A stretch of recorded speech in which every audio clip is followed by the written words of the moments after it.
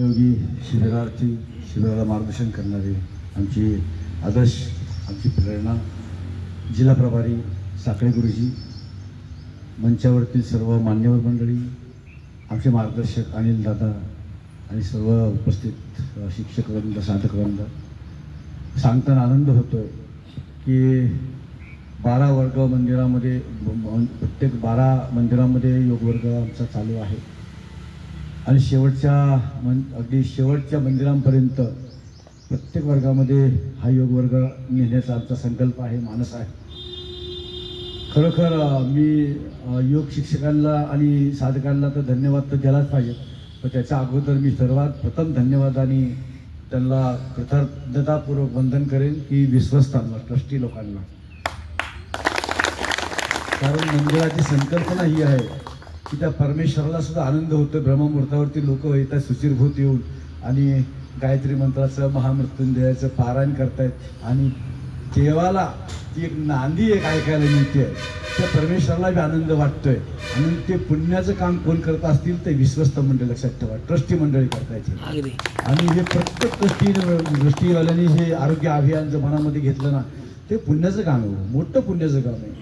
आज या कराल युगामध्ये तुम्हाला सांगतो, प्रत्येक घरामध्ये BP, शुगर, थायरॉइड, मोटापा ग्रस्त आणि त्रस्त असणारे लोक आहेत आणि त्यातून तुम्ही त्यांना हे कुठंतरी सुखाचा किरण, चांगलं ज्ञानाचा किरण, आशेचा किरण तुम्ही देतात. त्याला निमित्त मात्र तुम्ही हात लक्षात ठेवा आणि हे प्रत्येक मंदिरात झालं पाहिजे.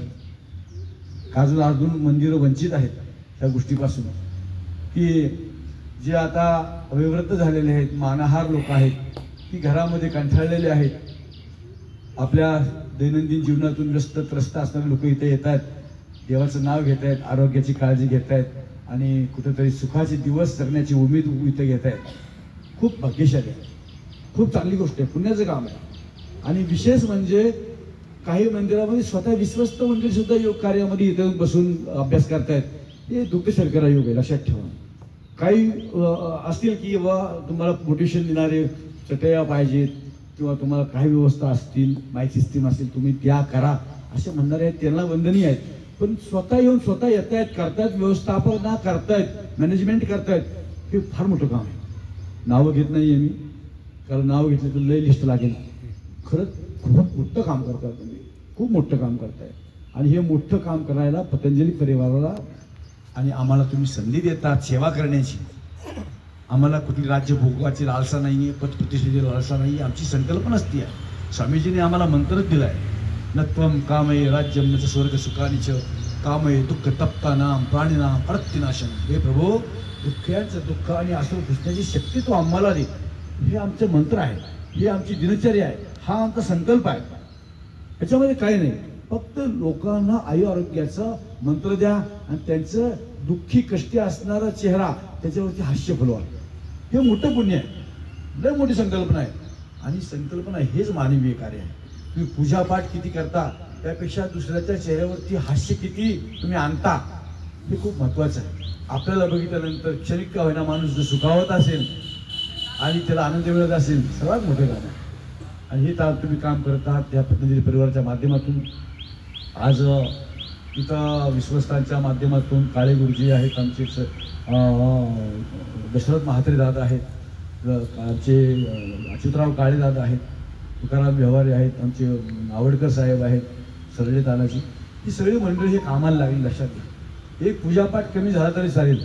पहिले लोक आमचे सांगायचे एखाद्या वेळेला संध्या कमी झाली तर चालेल, पण 4 सूर्यनमस्कार केले का रे, हे आवर्जून आमचे पहिले लोक सांगायचे. कारण बलोपासना महत्वाची आहे, शक्ती उपासना महत्वाची आहे. आणि आज तर आमच्या भारत देशावरती, भारतीय संस्कृतीवरती एवढं काय आघात आलेला आहे की खूप विचित्र समस्या आमच्या संस्कृतीवरती.